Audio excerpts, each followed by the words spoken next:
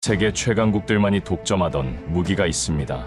방공망을 무력화하는 치명적인 무기, 바로 공중발사 탄도미사일. 미국, 러시아, 이스라엘만이 가질 수 있었던 절대 영역이었죠. 그런데 그 누구도 예상하지 못한 나라가 이 금지된 영역에 발을 들여놓았습니다. 수십 년간 철저히 배제당하고 기술 이전조차 거절당했던 나라. 그러나 지금 그 벽을 부수려 하고 있습니다. 도대체 한국은 어떻게 불가능을 가능으로 만든 걸까요? 오늘의 사연 지금 시작합니다. 구독과 좋아요로 대한민국을 응원해주세요. 전투기가 살아남으려면 뭐가 필요합니까? 빠른 속도, 좋은 레이더? 아닙니다. 가장 중요한 건 적의 방공망을 먼저 무너뜨리는 것입니다. 그게 안 되면 아무리 좋은 전투기도 그냥 표적일 뿐이죠. 이스라엘은 이미 그 답을 찾았습니다. 램페이지 미사일로 S-300을 박살냈거든요. 그럼 한국은요? 북한의 다층 방공망 앞에서 대체 어떻게 살아남을 겁니까? 그 질문의 답은 바로 한국형 ALBM이었습니다. 저는 제임스 헌터입니다. 미 공군에서 20년간 복무했고 중동 파병도 다녀왔습니다. 지금은 워싱턴에 있는 방산 분석 싱크탱크에서 선임 연구원으로 일하고 있죠. 군사 무기 체계를 분석하는 게 제 일입니다. 그런 제가 처음 한국형 ALBM 개발 소식을 들었을 때는 솔직히 말도 안 된다고 생각했습니다. ALBM이 뭡니까? 공대지 탄도미사일입니다. 전투기가 적 방공망 사정거리 밖에서 발사해서 위에서 수직으로 꽂아버리는 무기죠. 이게 왜 중요하냐고요? 일반 폭탄이나 순항미사일은 낮게 날아갑니다. 그럼 레이더에 쉽게 잡히죠. 요격당할 확률이 높다는 겁니다. 하지만 ALBM은 다릅니다. 높이 올라갔다가 탄도 궤적으로 떨어지면서 마하 5 이상 속도로 내리꽂습니다. 요격이 거의 불가능하죠. 2019년 3월 시리아 상공에서 그 위력이 증명됐습니다. 이스라엘 공군이 램페이지 미사일을 발사했습니다. 목표는 러시아제 S-300 방공망이었죠. 전 세계가 주목했습니다. S-300은 당시 최강급 방공 시스템이었거든요. 그런데 결과는 어땠습니까? 완벽한 성공이었습니다. 이스라엘 전투기는 단 한 대도 격추되지 않았고 목표물은 모두 파괴됐습니다. 저는 그 보고서를 받아들고 충격을 받았습니다. 이건 단순한 공습이 아니었거든요. 전쟁의 판도를 바꾸는 순간이었습니다. ALBM이 있으면 전투기가 위험 지역에 들어갈 필요가 없습니다. 멀리서 쏘고 빠지면 됩니다. 조종사 생존율이 극적으로 올라가죠. 그래서 저는 확신했습니다. 앞으로 모든 공군 강국은 이 무기를 가지려 할 거라고 말이죠. 그런데 문제가 있었습니다. 이 무기를 만들 수 있는 나라가 너무 적었습니다. 러시아, 이스라엘, 중국, 딱 3나라뿐이었죠. 왜 그럴까요? 기술 장벽이 너무 높았기 때문입니다. 탄도미사일 기술에 정밀 유도 기술까지 결합해야 하거든요. 게다가 전투기에 탑재할 수 있을 만큼 작고 가볍게 만들어야 합니다. 이게 말처럼 쉽지 않습니다. 한국도 똑같은 문제에 직면했습니다. 북한은 다층 방공망을 구축했습니다. KN6, SA2 계열, 거기다 러시아제 최신 장비까지 들여왔죠. 한국 공군 입장에서는 악몽이었습니다. 기존 무기로는 뚫기가 거의 불가능했거든요. 그럼 답은 뭡니까? ALBM밖에 없었습니다. 하지만 한국은 이 기술을 가지고 있지 않았습니다. 그래서 동맹국들에게 손을 내밀었죠. 기술 이전을 요청했습니다. 그런데 어땠습니까? 번번이 거절당했습니다. 미국도 이스라엘도 고개를 저었습니다. 동맹이라던 나라들이 말이죠. 이유는 간단했습니다. 이 무기는 너무 전략적이었고 독점하고 싶었던 겁니다. 저는 그때 한국의 상황을 보면서 씁쓸했습니다. 현장에서 일했던 사람으로서 이해가 됐거든요. 전투기 조종사들은 매일같이 목숨을 걸고 훈련합니다. 그런데 적 방공망을 뚫을 무기가 없다. 이건 조종사를 그냥 죽음의 구역으로 보내는 거나 마찬가지였습니다. 한국 공군은 절박했을 겁니다. 그래서 한국은 선택의 기로에 섰습니다. 포기하고 기존 무기로 버틸 것인가? 아니면 직접 만들 것인가? 하지만 직접 만든다는 건 쉬운 일이 아니었습니다. 수십 년 걸린 기술을 단기간에 따라잡는다? 말도 안 되는 소리처럼 들렸죠. 저 역시 처음엔 한국의 이름을 이 무기와 함께 듣고 웃어넘겼습니다. 솔직히 말하면 불가능하다고 생각했거든요. 미국도 수십 년 걸렸는데 한국이 뭘 할 수 있겠습니까? 그런데 제가 틀렸습니다. 완전히 틀렸죠. 어느 날 한국 방산 기업의 보고서 하나가 제 책상 위에 놓였습니다. 제목은 간단했습니다. 한국형 ALBM 개발 가능성 분석. 저는 별 기대 없이 펼쳐봤습니다. 그런데 첫 페이지를 넘기는 순간 제 손이 멈췄습니다. 거기엔 이미 한국이 가지고 있는 기술 목록이 적혀 있었거든요. CTM290, 사거리 300km급 탄도미사일. 이미 개발 완료됐다고 적혀 있었습니다. 저는 눈을 의심했습니다. 이게 사실입니까? 300km면 이스라엘 로라 미사일과 맞먹는 수준이었거든요. 한국이 이미 이런 걸 가지고 있었다니 저는 전혀 몰랐습니다. 그 다음 페이지에는 더 놀라운 내용이 있었습니다. K배츠 표적 로켓. 마하 7 이상 속도로 1200km를 날아간다고 적혀 있었습니다. 이건 뭡니까? 극초음속 비행체 기술 아닙니까? 한국이 이미 이걸 시험했다는 겁니까? 저는 그 순간 제가 한국을 완전히 과소평가했다는 걸 깨달았습니다. 이 나라는 이미 ALBM을 만들 기반 기술을 가지고 있었던 겁니다. 단지 세상이 몰랐을 뿐이죠. 그리고 가장 충격적인 건 다음 내용이었습니다. DPICM 자탄. 불발률 0.1% 미만. 저는 그 수치를 보고 다시 한번 읽었습니다. 0.1%요? 이건 세계 어디에도 없는 수치였습니다. 보통 자탄은 불발률이 2에서 5%입니다. 그래서 국제규약으로 금지되는 경우가 많죠. 민간인 피해 때문입니다. 그런데 한국은 0.1%를 달성했다는 겁니까? 저는 그 보고서를 덮으며 생각했습니다. 한국은 이미 준비돼 있었구나. 기술도 능력도 의지도. 이제 남은 건 하나였습니다. 이 모든 걸 하나로 묶어서 실제 무기로 만들어내는 것. 그게 가능할까요? 저는 그때부터 한국을 다시 보기 시작했습니다. 저는 그날 밤 잠을 제대로 이루지 못했습니다. 한국이 가진 기술 목록이 머릿속에서 계속 맴돌았거든요. CTM-290, K배츠, DPICM 자탄. 이 세 가지만 놓고 봐도 이미 ALBM의 핵심 요소들이었습니다. 하지만 저는 여전히 의심스러웠습니다. 기술을 가진 것과 실제 무기로 만드는 건 완전히 다른 문제니까요. 다음 날 아침, 저는 한국 방산 기업들을 본격적으로 조사하기 시작했습니다. 한화 에어로스페이스라는 회사가 눈에 들어왔죠. 이 회사가 CTM 시리즈를 개발한 곳이었습니다. 저는 그들의 기술 문서를 찾아봤습니다. 그리고 놀랐습니다. CTM-MR. 사거리 150km짜리 유도 로켓이었습니다. 이미 양산 단계에 들어갔다고 적혀 있었죠. 그런데 이게 끝이 아니었습니다. CTM-290은 그보다 2배 이상 먼 거리를 날아갔습니다. 300km 말입니다. 이스라엘 로라가 정확히 그 정도 사거리였습니다. 저는 두 미사일의 재원을 나란히 놓고 비교했습니다. 무게, 길이, 사거리, 탄두 중량 거의 비슷했습니다. 아니, 어떤 부분에서는 CTM-290이 더 나았죠. 특히 유도 방식에서 말입니다. 한국은 영상대조식 유도 기술을 적용했습니다. GPS 신호가 교란돼도 목표물을 찾아간다는 뜻이었죠. 제가 중동에서 복무할 때 가장 큰 문제가 뭐였는지 아십니까?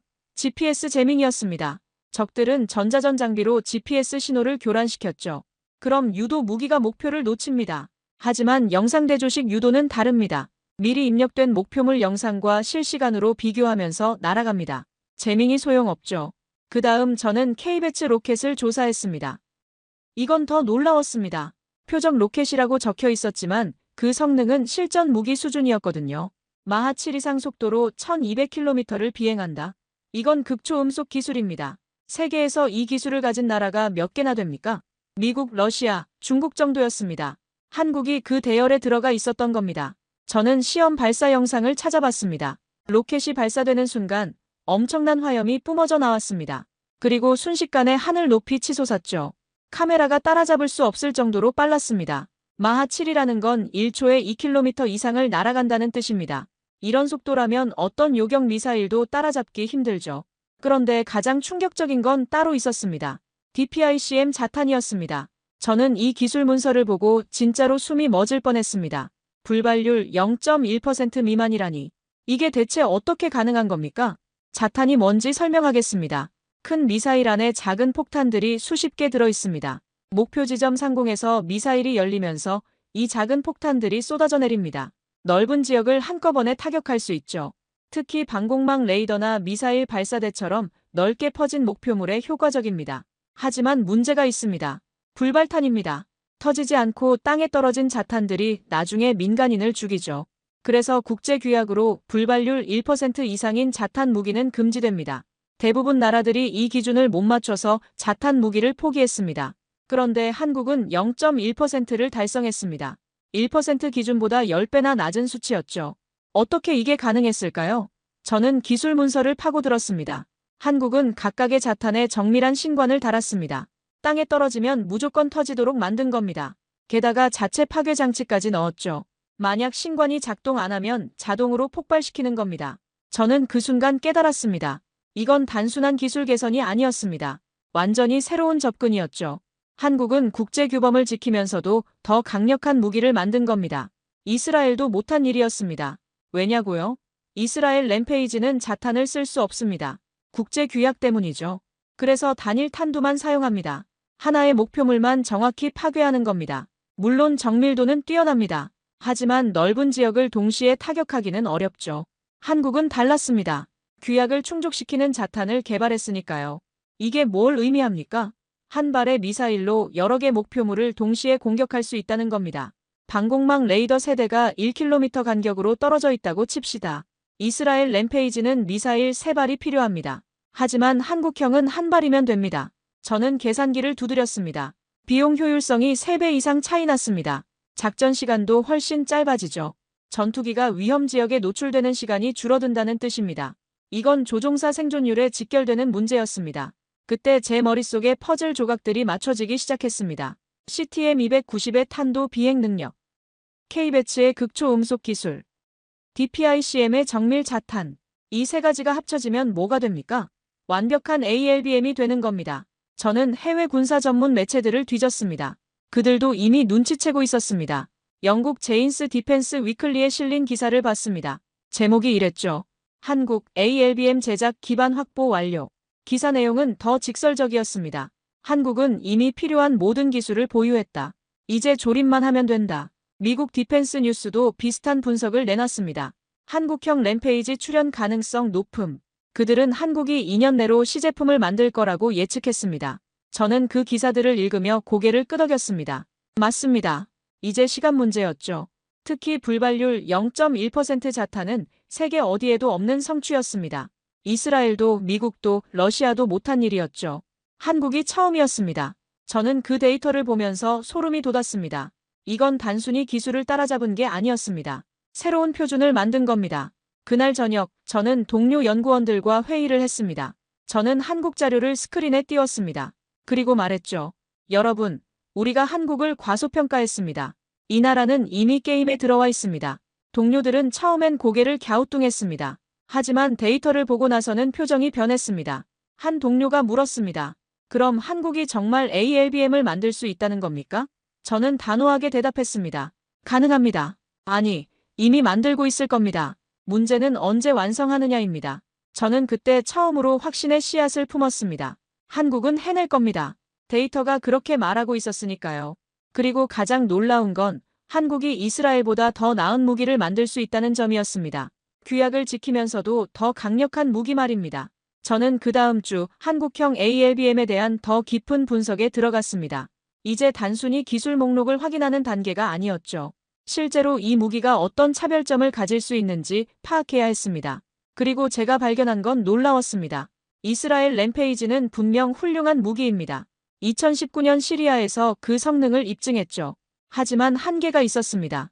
바로 국제규약 문제였습니다. 이스라엘은 자탄 무기를 사용할 수 없었거든요. 불발률 기준을 충족시키지 못했기 때문입니다. 그럼 이게 왜 중요합니까? 전쟁에서 방공망을 무력화시키려면 여러 목표물을 동시에 타격해야 합니다. 레이더 기지, 미사일 발사대, 지휘소.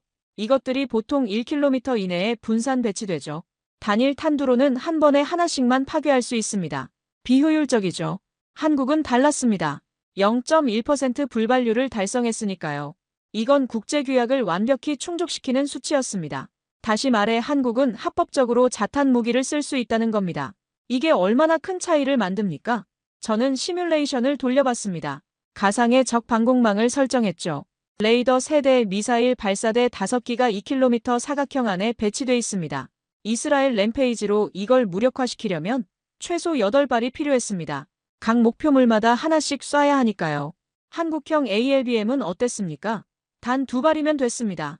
자탄이 공중에서 퍼지면서 모든 목표물을 동시에 타격하거든요. 비용은 4분의 1로 줄어들고 작전 시간은 절반 이하로 단축됩니다. 전투기가 위험 지역에 머무는 시간도 그만큼 줄어들죠. 그런데 이게 끝이 아니었습니다. 한국은 유도 방식에서도 차별화를 뒀습니다. 영상대조식 유도와 저적 외선 시커를 결합했거든요. 이게 뭘 의미합니까? GPS가 완전히 먹통이 돼도 목표물을 찾아간다는 겁니다. 북한이 뭘 가장 잘합니까? 전자전입니다. GPS 재밍, 통신 교란, 레이더 방해. 이런 걸 수십 년간 연구했죠. 만약 전쟁이 나면 한반도 상공은 전자전 지옥이 될 겁니다. GPS 신호는 천 몇 분 안에 마비될 거예요. 그럼 일반 유도 무기는 어떻게 됩니까? 목표를 놓칩니다. 정밀 타격이 불가능해지죠. 하지만 한국형 ALBM은 다릅니다. 영상대조식 유도는 GPS가 없어도 작동합니다. 미리 입력된 목표물 영상과 실시간 카메라 영상을 비교하거든요. 지형 지물을 보고 스스로 길을 찾아가는 겁니다. 저적 외선 시커는 또 다른 보험입니다. 열 신호를 감지해서 목표물을 추적하죠. 레이더 기지나 미사일 발사대는 열을 많이 냅니다. 전자장비들이 작동하면서 발생하는 열이죠. 저적 외선 시커는 그걸 잡아냅니다. 날씨가 나빠도 연기가 자욱해도 상관없습니다. 저는 이 두 기술을 보며 감탄했습니다. 이건 단순히 이스라엘을 따라한 게 아니었습니다. 한국 특유의 작전 환경에 최적화시킨 겁니다. 북한의 전자전 능력을 정확히 파악하고 그에 대응하는 무기를 만든 거죠. 그때 제 동료 하나가 물었습니다. 그럼 한국형이 이스라엘보다 낫다는 겁니까? 저는 잠시 고민했습니다. 그리고 대답했죠. 상황에 따라 다릅니다. 하지만 분명한 건 한국형은 더 다재다능하다는 겁니다. 이스라엘 램페이지는 정밀 타격에 특화돼 있습니다. 한 발로 하나를 정확히 파괴하죠. 이건 고정 목표물의 최적입니다. 지휘 벙커나 레이더 기지 같은 거 말입니다. 하지만 넓게 퍼진 목표물에는 비효율적입니다. 한국형은 둘 다 가능합니다. 자탄 모드로 쓰면 광역 타격이 됩니다. 단일 탄두 모드로 쓰면 정밀 타격이 되죠. 작전 상황에 따라 선택할 수 있는 겁니다. 이런 유연성은 실전에서 엄청난 강점입니다. 저는 북한 방공망 지도를 펼쳤습니다. KN-6 장거리 방공 미사일이 38선 북쪽에 배치돼 있었습니다. 사거리가 150km나 됐죠. 그 뒤로 SA2 계열이 다층으로 깔려 있었습니다. 이건 낮은 고도를 담당하는 중거리 방공망이었습니다. 한국 공군 입장에서 이 방공망을 뚫으려면 어떻게 해야 합니까? 기존 방식은 이랬습니다. 먼저 순항 미사일로 레이더를 파괴합니다. 그 다음 전투기가 들어가서 정밀 폭격을 하죠. 하지만 이 방식은 시간이 오래 걸립니다. 그 사이 적은 예비 레이더를 켜고 대응합니다. 한국형 ALBM이 있으면 달라집니다. 전투기가 200km 밖에서 미사일을 발사합니다. 적 방공망 사정거리 바뀌죠. 미사일은 고도 50km까지 올라갔다가 수직으로 떨어집니다. 마하 5 이상 속도로 말입니다. 적 방공망은 이걸 요격하기가 거의 불가능합니다. 너무 빠르고 위에서 오니까요. 일반 방공 미사일은 옆이나 아래에서 오는 목표물에 최적화돼 있습니다. 수직 낙하 목표물은 요격 확률이 급격히 떨어지죠. 자탄이 공중에서 퍼지면서 레이더 기지, 미사일 발사대, 지휘소를 동시에 타격합니다. 몇 분 만에 방공망 전체가 무력화되는 겁니다. 그럼 뒤따라오는 전투기들은 안전하게 작전을 수행할 수 있죠. 저는 이 시뮬레이션 결과를 보고 소름이 돋았습니다. 이건 게임 체인저였습니다. 전쟁의 첫 단계가 완전히 바뀌는 거였죠. 방공망 제압 작전이 몇 시간에서 몇 분으로 단축되는 겁니다. 그날 저녁 저는 보고서를 작성했습니다. 제목은 간단했습니다. 한국형 ALBM 새로운 기준이 될 것. 저는 그 보고서에 이렇게 썼습니다. 이스라엘이 실전에서 증명했다면 한국은 규범까지 지켜내며 더 강력한 무기를 만들었다. 동료들에게 보고서를 돌렸습니다. 반응은 엇갈렸죠. 어떤 사람은 동의했습니다. 하지만 어떤 사람은 여전히 의심했습니다. 실전 검증이 없지 않느냐는 거였죠. 맞는 말이었습니다. 아무리 데이터가 좋아도 실제로 써보기 전에는 알 수 없으니까요. 하지만 저는 확신했습니다. 한국은 이미 준비를 끝냈다고 말입니다. 기술도 전략도 의지도. 이제 남은 건 하나였습니다. 세상에 그 능력을 보여주는 것. 그리고 저는 그날이 머지않았다고 느꼈습니다. 한국형 ALBM은 단순히 따라가는 무기가 아니었습니다. 새로운 기준이었죠. 이스라엘이 문을 열었다면 한국은 그 문을 더 크게 만든 겁니다. 규범을 지키면서도 더 강력하게. 그게 한국식이었습니다. 하지만 모든 게 순조롭지만은 않았습니다. 제가 한국형 ALBM에 대한 긍정적인 분석을 내놓자 곳곳에서 반발이 나왔거든요. 특히 경쟁국 전문가들과 일부 언론에서 말입니다. 그들의 논리는 간단했습니다. 데이터는 좋지만 실전이 없다는 거였죠.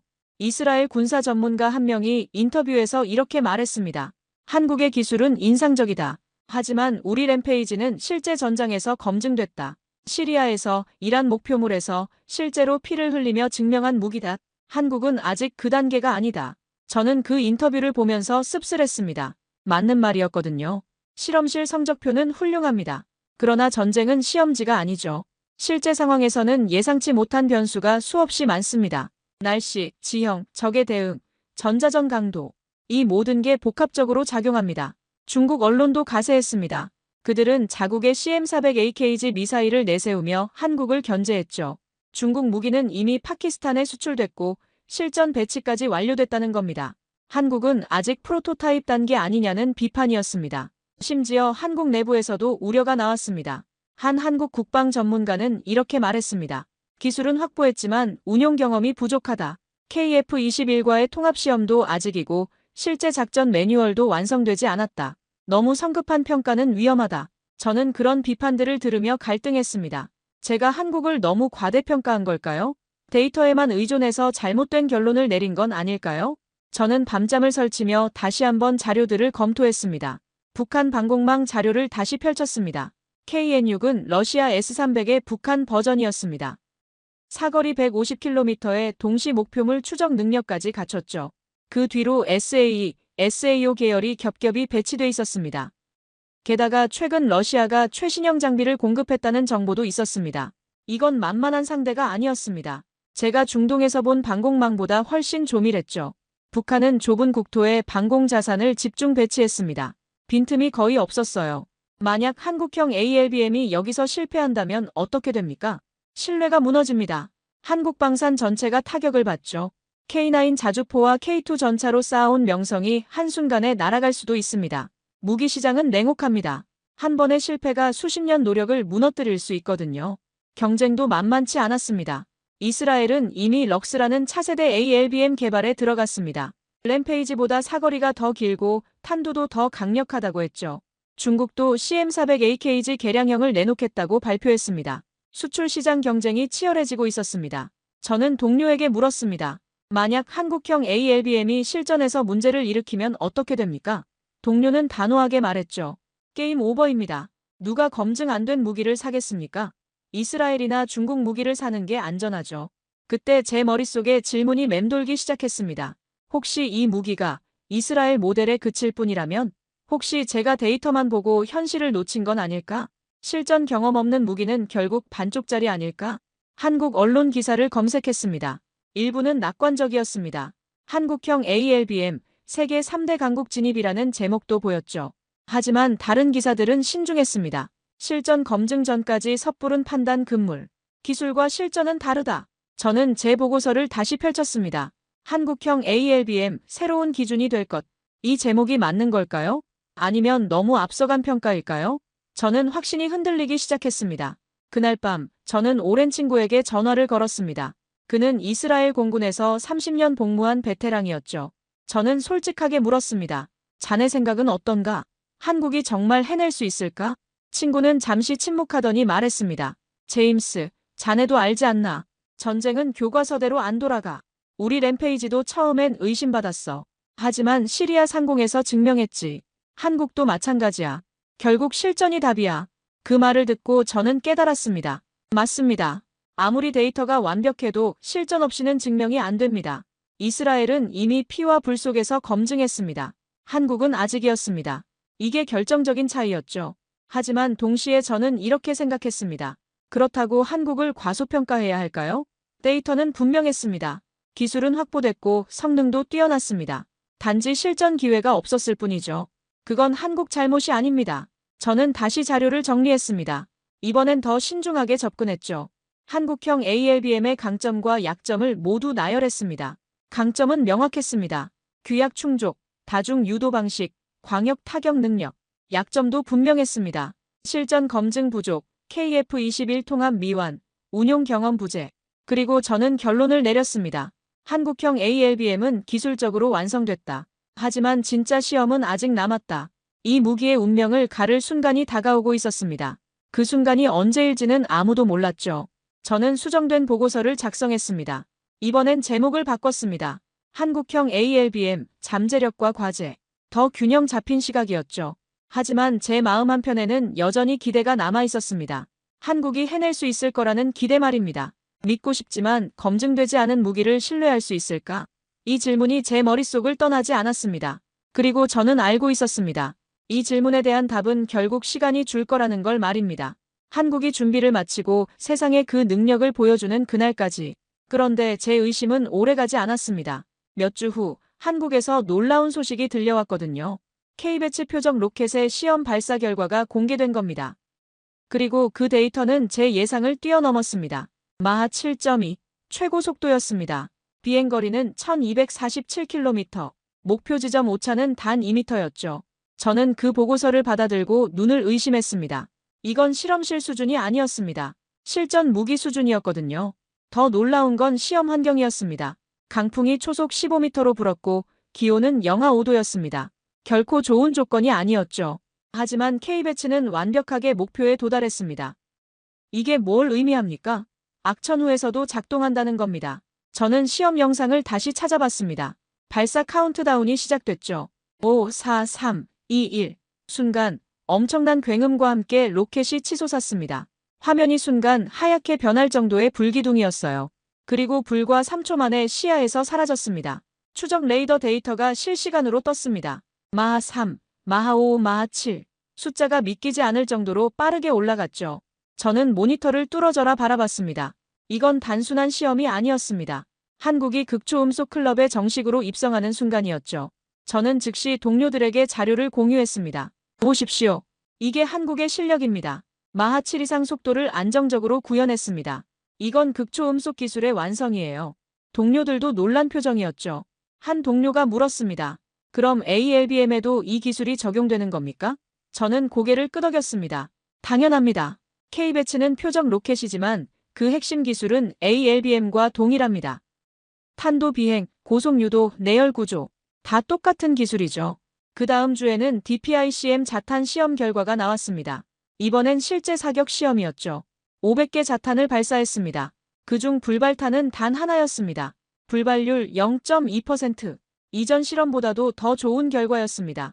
저는 그 수치를 보고 소름이 돋았습니다. 세계 어디에도 없는 수치. 그것을 한국이 또다시 보여주었습니다. 그것도 실제 사격 시험에서 말입니다. 이건 더 이상 실험실 데이터가 아니었습니다. 실전에 바로 적용 가능한 수준이었죠. 해외 반응도 달라지기 시작했습니다. 영국 제인스 디펜스가 특집 기사를 냈습니다. 제목이 이랬죠. 한국, 극초음속 시대의 새로운 강자. 기사는 K배치 시험 결과를 상세히 분석했습니다. 그리고 결론은 명확했습니다. 한국은 이제 극초음속 클럽의 정식 멤버다. 미국 디펜스 뉴스도 가세했습니다. 그들은 DPICM 자탄 기술을 집중 조명했죠. 이 기술은 게임 체인저다. 한국만이 국제 규약을 충족시키면서도 이런 성능을 낸다. 다른 나라들은 이제 한국을 따라잡아야 할 입장이다. 저는 그런 기사들을 읽으며 복잡한 심정이었습니다. 제가 처음 한국을 믿었을 때 주변에서 회의적이었죠. 하지만 이제는 전 세계 전문가들이 한국을 주목하고 있었습니다. 작은 성공들이 쌓이며 그림이 완전히 달라지고 있었습니다. 그런데 더 놀라운 소식이 있었습니다. 인도와 그리스가 한국에 접촉해왔다는 겁니다. 그들은 한국형 ALBM에 관심을 표명했죠. 아직 완성도 안 된 무기인데 말입니다. 이게 뭘 의미합니까? 세계가 한국의 잠재력을 인정하기 시작했다는 겁니다. 저는 인도 케이스를 자세히 들여다봤습니다. 인도는 중국과 국경 분쟁을 겪고 있었습니다. 중국은 티베트 고원에 강력한 방공망을 구축했죠. 인도 공군은 이걸 뚫을 무기가 필요했습니다. 그들이 찾은 답이 한국형 ALBM이었습니다. 왜 한국입니까? 이스라엘도 있고 러시아도 있는데 말입니다. 답은 간단했습니다. 가격 대비 성능이었죠. 이스라엘 무기는 비쌉니다. 러시아 무기는 정치적 문제가 많습니다. 한국은 둘 다 해결해줬습니다. 합리적인 가격에 정치적으로도 깨끗했죠. 그리스도 비슷한 이유였습니다. 그들은 터키와 긴장 관계였고 에게해 방공망 강화가 시급했습니다. 한국의 K9 자주포와 K2 전차를 이미 도입한 상태였죠.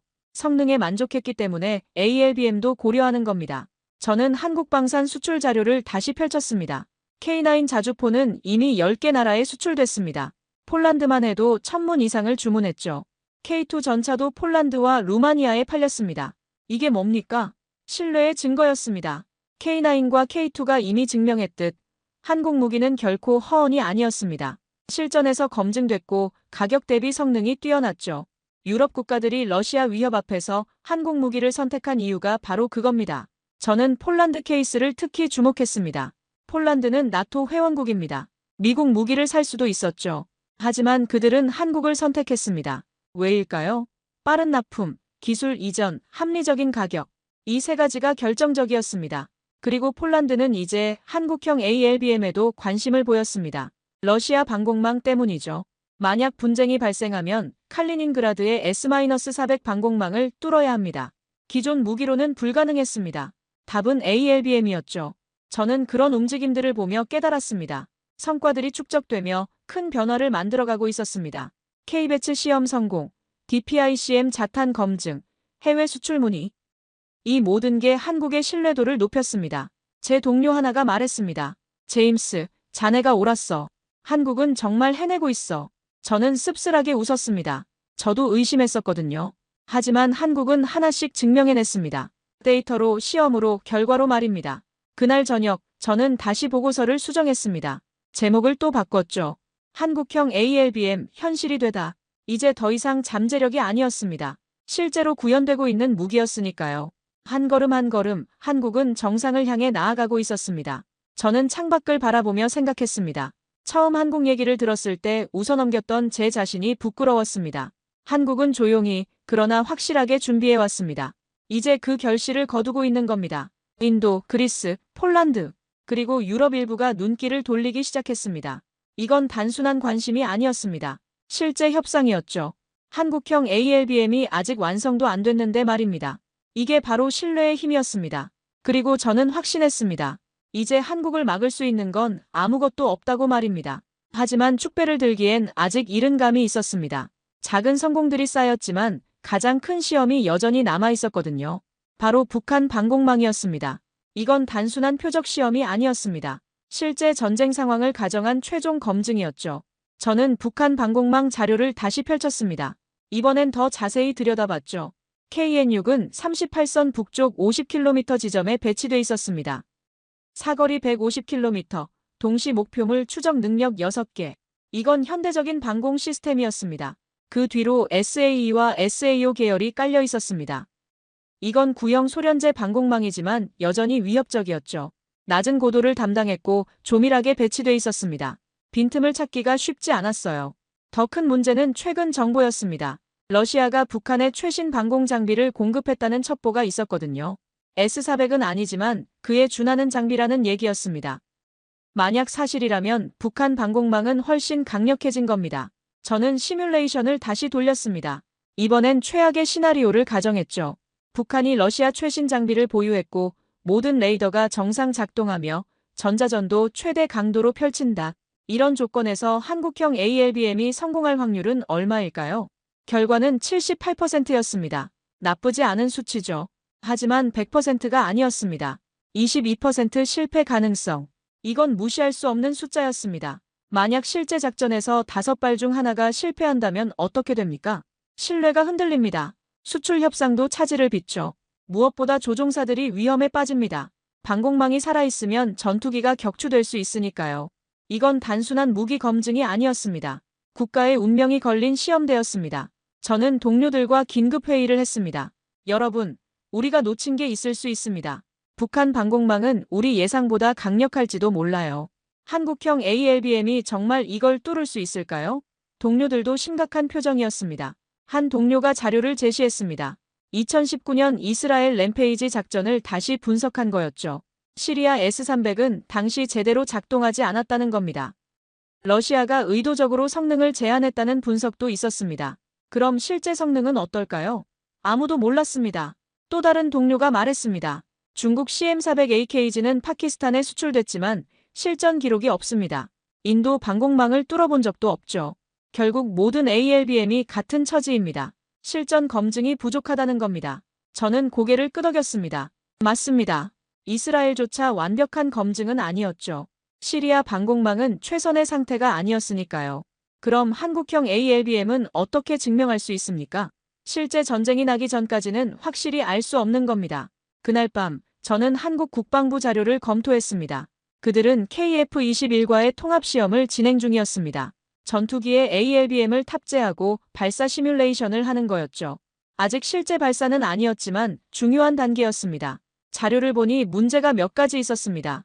KF-21의 무장 통합 시스템이 아직 완성 단계가 아니었습니다. ALBM 같은 대형 무기를 탑재하려면 소프트웨어 업그레이드가 필요했죠. 그게 완료되려면 최소 1년은 더 걸린다고 했습니다. 또 다른 문제는 운용 매뉴얼이었습니다. 조종사들이 ALBM을 어떻게 운용해야 하는지 아직 확립되지 않았습니다. 발사 시점, 고도, 속도, 회피 기동. 이 모든 게 실전 훈련을 통해 다듬어져야 했죠. 저는 한숨을 쉬었습니다. 기술은 준비됐지만 운용 체계는 아직이었습니다. 이게 바로 실전 경험의 차이였죠. 이스라엘은 수십 년간 전투를 치르며 노하우를 쌓았습니다. 한국은 그 시간이 없었어요. 경쟁국들도 가만히 있지 않았습니다. 이스라엘은 럭스 미사일 개발 속도를 높였습니다. 사거리를 400km로 늘리고 탄도 중량도 증가시킨다고 발표했죠. 이건 직접적인 경쟁이었습니다. 수출 시장을 두고 한국과 맞붙는 겁니다. 중국도 CM400AKG 개량형을 발표했습니다. 극초음속 글라이더 기술을 적용한다는 거였죠. 만약 성공하면 요격이 거의 불가능한 무기가 됩니다. 가격도 한국보다 저렴하게 책정할 가능성이 높았습니다. 저는 경쟁 구도를 정리했습니다. 이스라엘은 실전 경험과 기술력, 중국은 가격과 정치적 영향력, 한국은 규약 충족과 가격 대비 성능. 각자 강점이 달랐죠. 하지만 시장은 하나였습니다. 결국 누군가는 밀려날 수밖에 없었습니다. 제 친구가 다시 전화를 걸어왔습니다. 이스라엘 공군 베테랑이었죠. 그가 말했습니다. 제임스, 우리도 긴장하고 있네. 한국이 생각보다 빠르게 따라오고 있어. 하지만 실전은 다르지.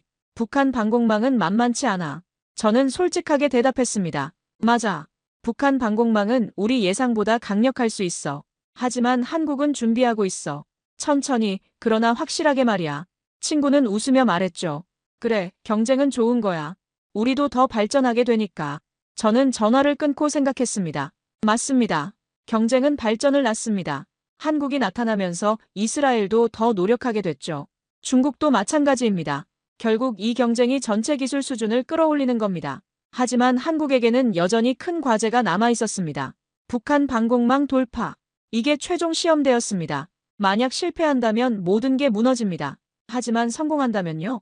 한국은 진짜 게임 체인저가 되는 겁니다. 저는 창밖을 바라보며 중얼거렸습니다. 이제는 성공 아니면 실패뿐입니다. 한국형 ALBM, 그 마지막 시험대가 다가오고 있었습니다. 세상이 지켜보는 가운데 말입니다. 그리고 그 순간이 왔습니다. 한국 국방부가 KF-21 탑재 시뮬레이션 결과를 공개한 겁니다. 저는 그날 아침 일찍 사무실에 도착했습니다. 동료들도 모두 모여 있었죠. 우리 모두 그 발표를 기다리고 있었습니다. 스크린에 데이터가 뜨기 시작했습니다. 제 눈은 숫자에 고정됐습니다. 사거리 300km, 명중 오차 플러스 마이너스 3m, 북한 방공망 돌파 성공률 94%. 저는 숨을 멈췄습니다. 94%라니요. 이전 시뮬레이션에서는 78%였습니다. 그런데 16%나 올랐습니다. 뭐가 달라진 겁니까? 저는 보고서를 빠르게 넘겼습니다. 답은 간단했습니다. 다중 유도 시스템의 완성도가 높아진 거였죠. 영상대조식 유도와 저적 외선 시커가 완벽하게 통합됐습니다. GPS가 끊겨도 영상 유도로 전환되고 그것도 안 되면 적외선 추적으로 넘어갑니다. 3단계 안전장치였죠. 이게 성공률을 극적으로 올린 겁니다. 더 놀라운 건 DPICM 자탄의 광역 타격 데이터였습니다. 시뮬레이션에서 한 발의 미사일이 2km 사각형 안의 목표물 8개를 동시에 파괴했습니다. 레이더 3기, 미사일 발사대 5기. 단 한 발로 말입니다. 저는 계산기를 두드렸습니다. 이스라엘 램페이지라면 8발이 필요했을 겁니다. 비용 차이가 8배입니다. 작전 시간도 그만큼 차이 나죠. 전투기가 위험 지역에 노출되는 시간이 8분의 1로 줄어드는 겁니다. 오차 3m. 이건 단순한 미사일이 아니었습니다. 외과적 수술 같았죠. 제가 중동에서 봤던 어떤 무기보다 정밀했습니다. 순항 미사일도 이 정도는 아니었거든요. 이건 전장을 다시 쓰는 공식이었습니다. 손에 든 보고서가 약간 떨렸습니다. 20년 군 생활, 10년 연구 생활. 제가 분석한 무기가 수백 종류는 됩니다. 하지만 이건 달랐어요.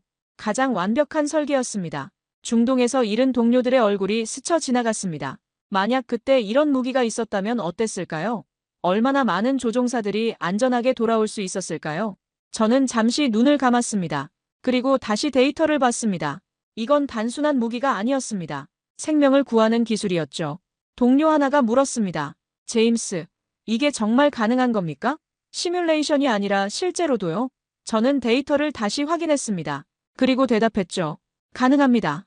K배치가 이미 증명했잖습니까? 마하 7속도, 오차 2m. 이건 실험 결과예요. 보고서를 더 넘기자 작전 시나리오가 나왔습니다. KF-21 편대가 38선 남쪽 200km에서 ALBM을 발사합니다. 북한 방공망 사정거리 바뀌죠. 미사일은 50km 고도까지 올라간 후 탄도 궤적으로 낙하합니다. 북한 레이더가 탐지합니다. 하지만 요격이 불가능합니다. 너무 빠르고 수직으로 오니까요. KN-6도 S-400도 이런 목표물에는 취약합니다. 옆에서 오는 미사일을 막도록 설계됐거든요. 미사일이 목표 상공 1km에서 열립니다. DPICM 자탄이 비처럼 쏟아집니다. 불발률 0.1%. 거의 모든 자탄이 터진다는 뜻이죠. 레이더 기지, 미사일 발사대, 지휘소가 동시에 파괴됩니다. 시간은 단 5분입니다. 발사부터 타격까지 5분.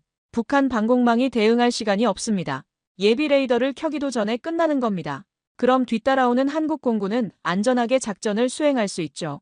저는 그 시나리오를 보며 소름이 돋았습니다. 이건 이론이 아니었습니다. 실제 구현 가능한 작전이었죠. 모든 데이터가 뒷받침했으니까요. 한국은 해냈습니다. 정말로 해낸 겁니다. 해외 군사분석 기관들도 놀랐습니다. 미국 랜드 연구소가 긴급 보고서를 냈습니다. 제목이 이랬죠. 한국형 ALBM, 방공망 돌파의 새로운 표준. 보고서는 명확했습니다. 이스라엘은 실전 경험, 한국은 기술과 규범으로 새로운 표준을 만들었다. 영국 국제전략연구소도 가세했습니다. 한국의 성취는 단순한 기술 발전이 아니다. 국제규약을 준수하면서도 더 강력한 무기를 만든 첫 사례다. 이건 무기 개발의 새로운 패러다임이다. 프랑스 군사 전문지 에어 앤 코스모스도 특집을 실었습니다. 한 프랑스 장군은 인터뷰에서 이렇게 말했죠. 우리는 한국을 과소평가했다. 이제 유럽도 한국에서 배워야 한다. 독일 연방군 분석관도 비슷한 평가를 내놨습니다. 라파리나 타이푼의 한국형 ALBM을 통합하는 방안을 검토 중이라고 했습니다. 저는 그런 평가들을 읽으며 고개를 끄덕였습니다. 맞습니다. 한국은 단순히 따라잡은 게 아니었습니다. 한계를 넘어선 겁니다. 이스라엘이 열어준 문을 한국이 더 크게 만든 거죠. 인도와 그리스의 협상이 본격화됐습니다. 인도는 50발을 주문하겠다고 제안했습니다. 그리스는 30발이었죠. 아직 계약은 아니었지만 구체적인 숫자가 나왔다는 건 진지하다는 뜻이었습니다. 폴란드도 관심을 표명했습니다. 그들은 이미 K9과 K2를 대량 구매한 상태였죠. 한국 무기의 성능을 직접 확인했으니까 신뢰했습니다. ALBM도 같을 거라고 믿는 겁니다. 저는 수출 전망을 계산해봤습니다. 인도 50발, 그리스 30발, 폴란드 예상 40발, 합치면 120발입니다. 발당 가격을 300만 달러로 잡으면 3억 6천만 달러입니다. 첫 수출만으로 말이죠. 이건 시작에 불과했습니다. 중동 국가들도 관심을 보이기 시작했거든요. 사우디, UAE가 한국 대표단과 만났습니다. F-35 승인이 지연되니까 대안을 찾는 겁니다. KF-21과 한국형 ALBM의 조합이 매력적으로 보였죠. 그때 저는 확신했습니다. 한국은 해냈다고 말입니다. 데이터로, 시험으로, 결과로 증명했습니다. 이제 더 이상 의심할 여지가 없었죠. 이 무기는 단순한 미사일이 아니었습니다. 새로운 기준이었습니다. 제 동료가 말했습니다. 제임스, 자네가 처음부터 옳았어. 한국을 믿었던 게 정답이었어. 저는 씁쓸하게 웃었습니다. 저도 중간에 의심했었거든요. 하지만 한국은 포기하지 않았습니다. 하나씩 증명해냈죠. 그날 저녁 저는 최종 보고서를 작성했습니다. 제목은 이랬습니다. 한국형 ALBM, 게임 체인저의 탄생. 저는 보고서 말미에 이렇게 썼습니다. 전투기의 심장은 엔진이고 창은 ALBM입니다. 한국은 이제 그 두 개를 다 쥐었습니다. 저는 창밖을 바라봤습니다. 처음 한국 얘기를 들었을 때 웃어넘겼던 제 자신이 떠올랐습니다. 하지만 지금은 확신합니다. 한국은 더 이상 추격자가 아닙니다. 선도국입니다. 세계가 따라와야 할 기준을 만든 나라입니다. 한국형 ALBM의 성공은 단순히 무기 하나의 완성이 아니었습니다. 훨씬 더 큰 의미가 있었죠. 세계가 한국을 다시 보기 시작했습니다. 그리고 그 변화는 생각보다 빠르게 퍼져나갔습니다. 중동부터 달라졌습니다. 사우디아라비아가 한국 대표단을 정식 초청했습니다. 그들의 목적은 명확했죠. KF-21 전투기와 한국형 ALBM의 패키지 도입이었습니다. F-35 승인이 계속 지연되니까 대안이 필요했던 겁니다. UAE도 비슷했습니다. 그들은 이미 천공 방공 시스템을 도입한 상태였죠. 성능에 만족했습니다. 이제 공격 무기도 한국에서 사오겠다는 겁니다. 단순히 무기만 사는 게 아니었습니다. 기술 이전과 공동 생산까지 논의했습니다. 저는 중동 시장 분석 자료를 봤습니다. 향후 10년간 중동 국가들의 방산 시장 규모는 1,500억 달러로 추정됐습니다. 한국이 그중 10%만 차지해도 150억 달러입니다. 엄청난 시장이었죠. 유럽은 더 놀라웠습니다. 폴란드에 이어 루마니아가 관심을 보였습니다. 그리스는 이미 협상 중이었고요. 심지어 독일과 프랑스에서도 문의가 들어왔습니다. 이건 예상 밖이었습니다.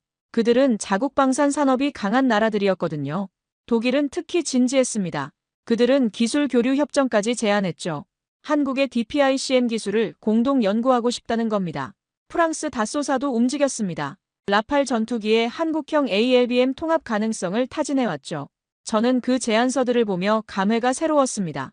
20년 전만 해도 한국은 유럽 기술을 배우는 입장이었습니다. 이제는 유럽이 한국에게 손을 내미는 겁니다. 왜 한국입니까?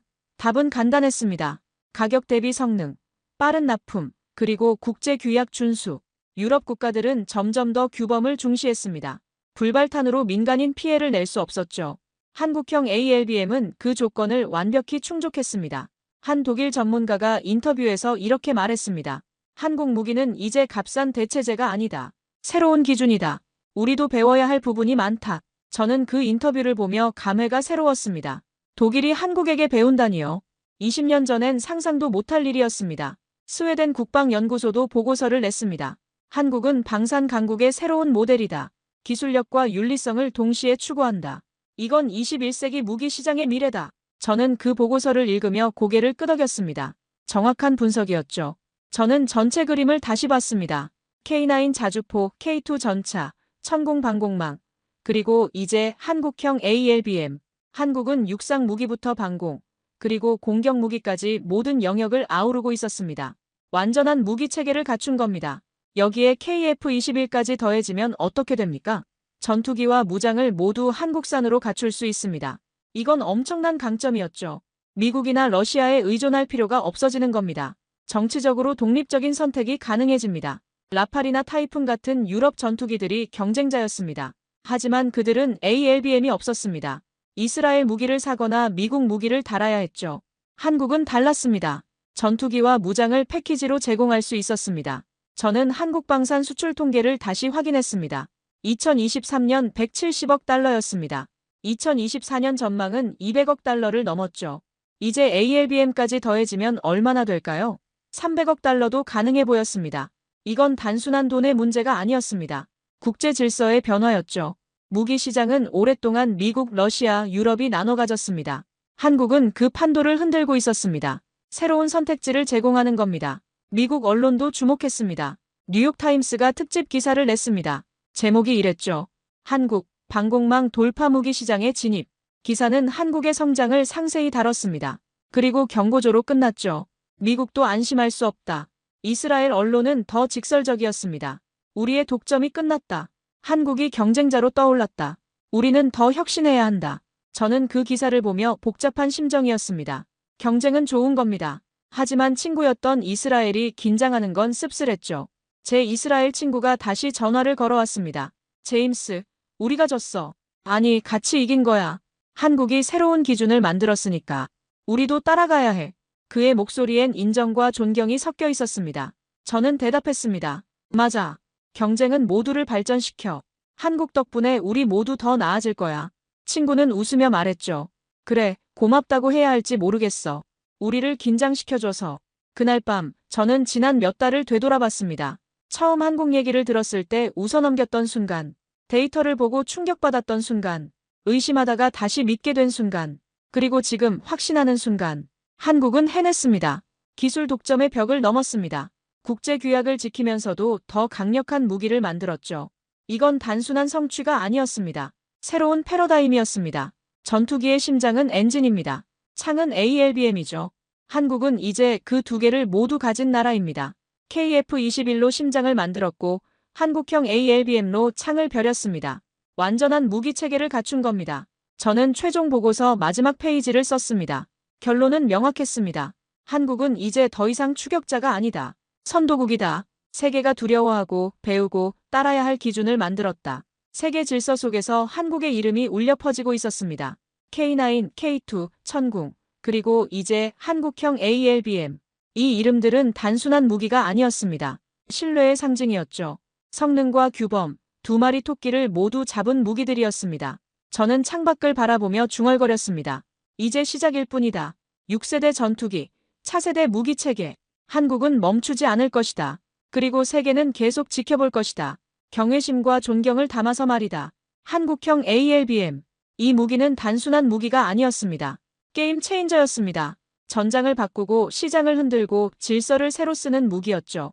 그리고 저는 확신합니다. 이건 끝이 아니라 시작이라는 걸 말입니다. 오늘 사연에 대한 여러분의 생각을 댓글로 남겨주세요. 여러분 주변에 감동적이거나 재미있는 실제 사연들을 제보받고 있으니 언제든 저희 공식 메일로 제보해주세요. 오늘 들려드린 사연에 공감하셨다면 구독과 좋아요 눌러주시고 주변 분들과도 공유해주세요. 여러분의 작은 관심과 응원이 영상 제작에 큰 힘이 됩니다. 오늘도 여러분의 하루의 작은 즐거움이라도 되었기를 바라며 지금까지 감동뭉클이었습니다. 끝까지 시청해주셔서 감사합니다. 다음에 더 감동적인 사연으로 찾아뵙겠습니다.